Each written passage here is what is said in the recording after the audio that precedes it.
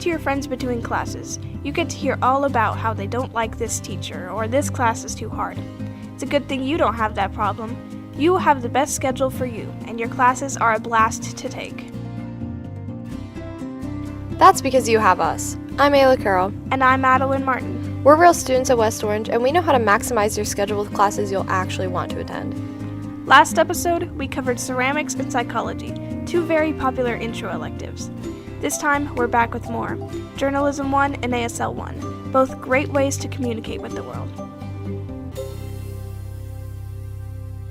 ASL 1 is an introduction class to American Sign Language where you learn things like ASL structure, vocab, and deaf culture. It's taught by Mr. Pena. He's a second-year teacher, and he is deaf, so he's giving you an accurate representation of the deaf culture. The workload is pretty easy work every day. It's typically in class, and it's working with the people around you. There are a few presentations and recordings, but it's mostly vocabulary, which you learn in class.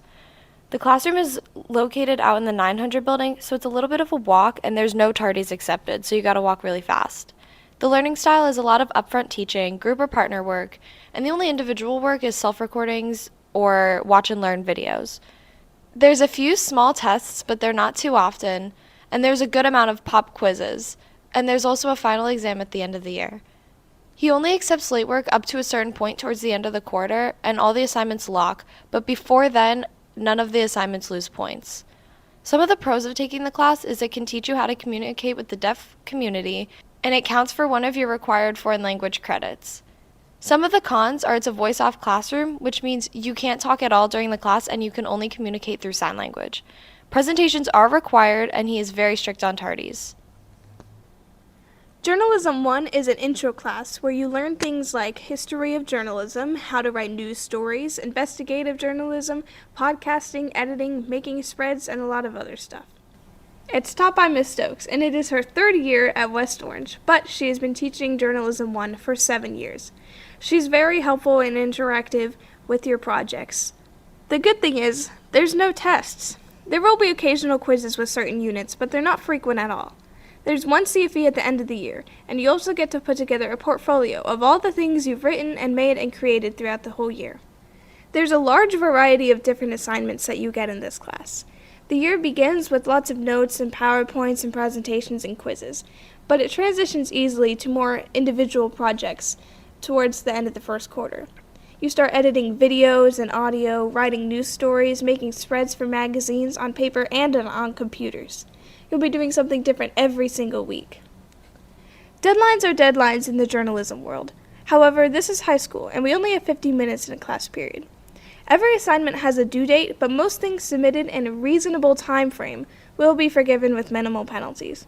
Now, this doesn't mean turn everything in at the end of the quarter and expect it to be accepted.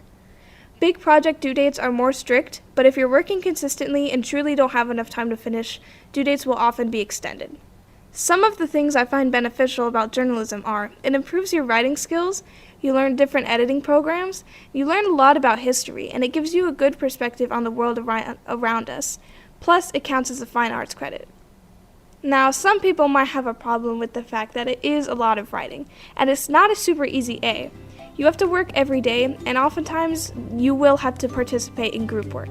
However, Journalism 1 has an 85 to 90% pass rate, and while not all students will end the year with an A, you will walk out wiser and with a solid grade.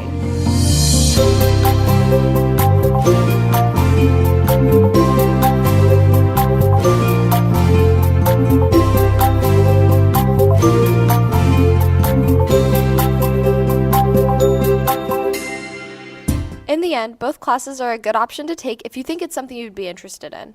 Not only are you learning useful skills for the future, but you also meet your graduation requirements of foreign language and fine arts. I think these are great classes to take if you have a good work ethic and are actually dedicated to doing well and learning new things in class.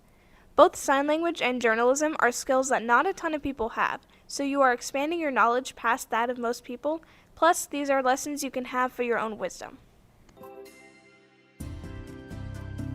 Next episode, we'll dive into some less favorable electives, AP Human Geography and Humanities.